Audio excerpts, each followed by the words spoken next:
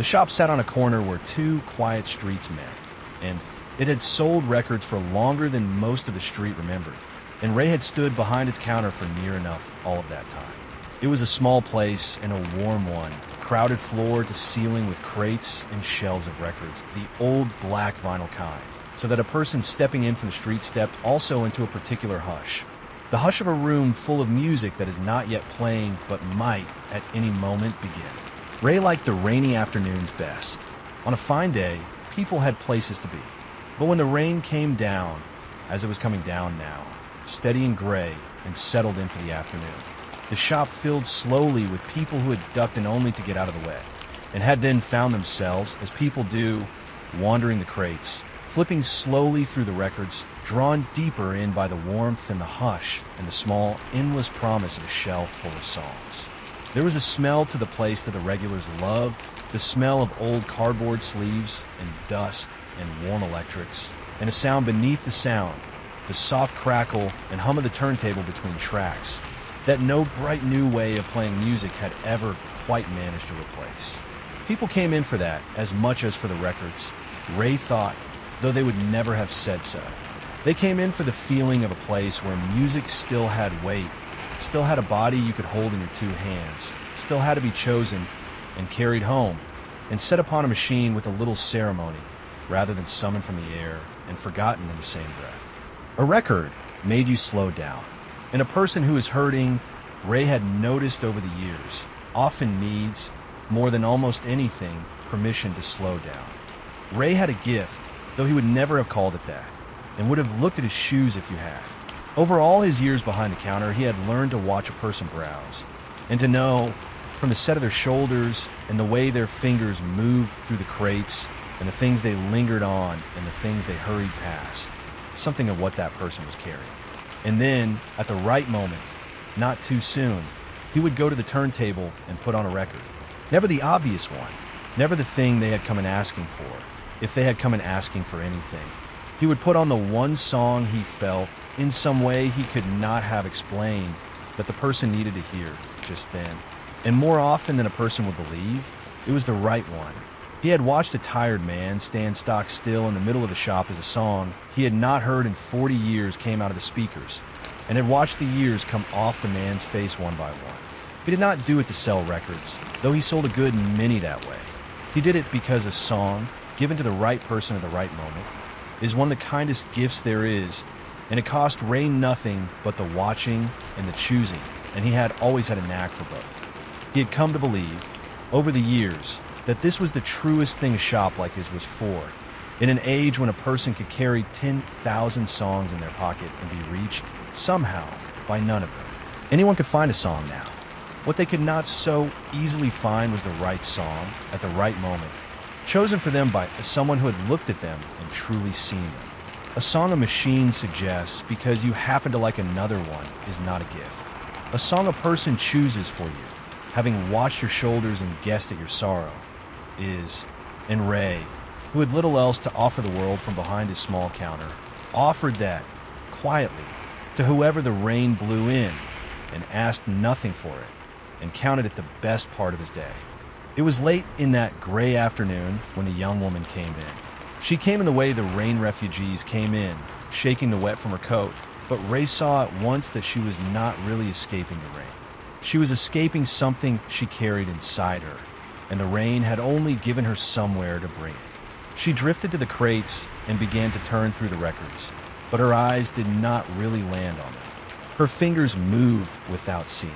She had the particular stillness of a person who has had a great loss, recent and heavy, the kind that has not yet finished arriving, that comes at you in waves through the ordinary hours, so that you could be standing in a record shop on a wet afternoon and be, without warning, entirely somewhere else, entirely undone.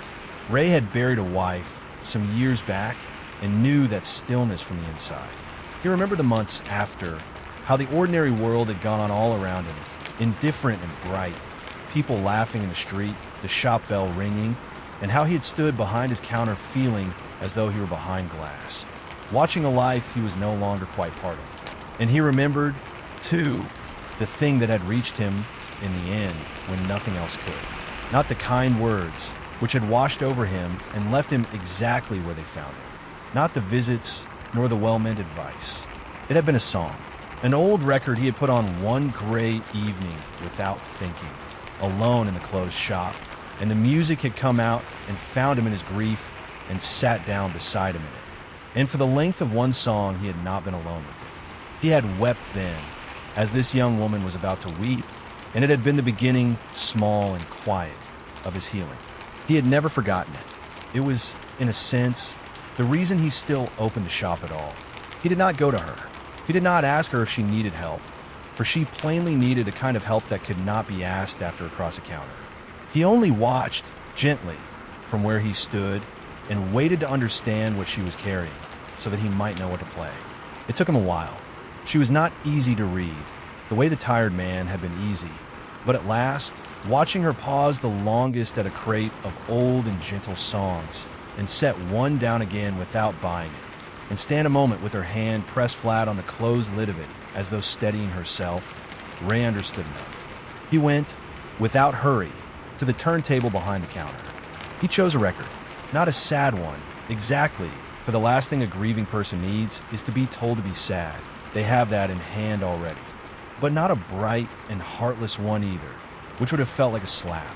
He chose a song that he had always thought of as a kind song, a warm and unhurried old song about loss. Yes, but about the far side of it too, about the way that love stays even when the person is gone, about carrying someone with you rather than leaving them behind.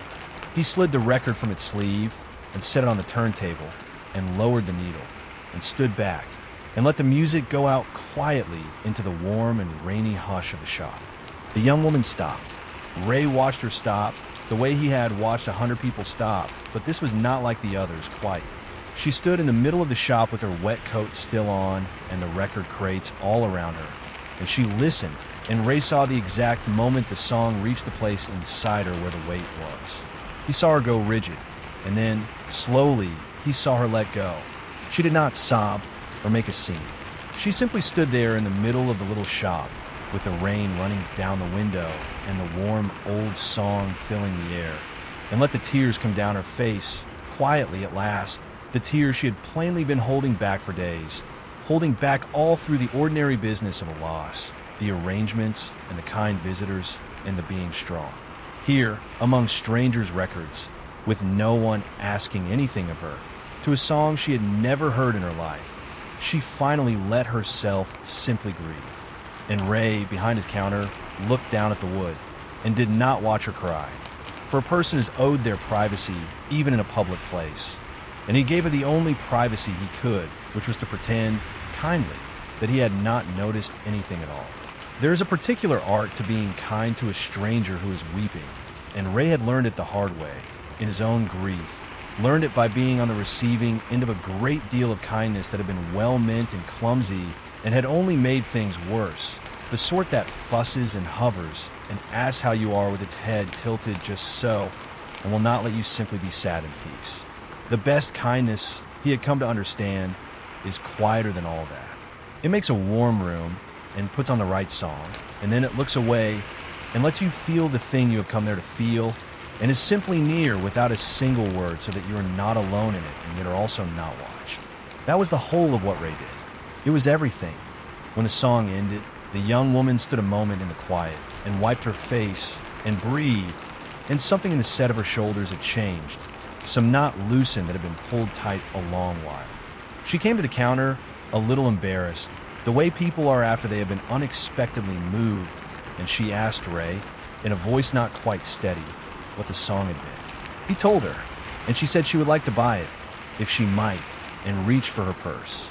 But Ray had already slid the record into a paper sleeve, and he pushed it gently across the counter to her, and told her that this one was not for sale. It was a gift, he said, from the shop, to see her through a hard stretch of road, and she was to take it and play it when the days were heavy, and think of it as a thing a stranger had wanted her to have.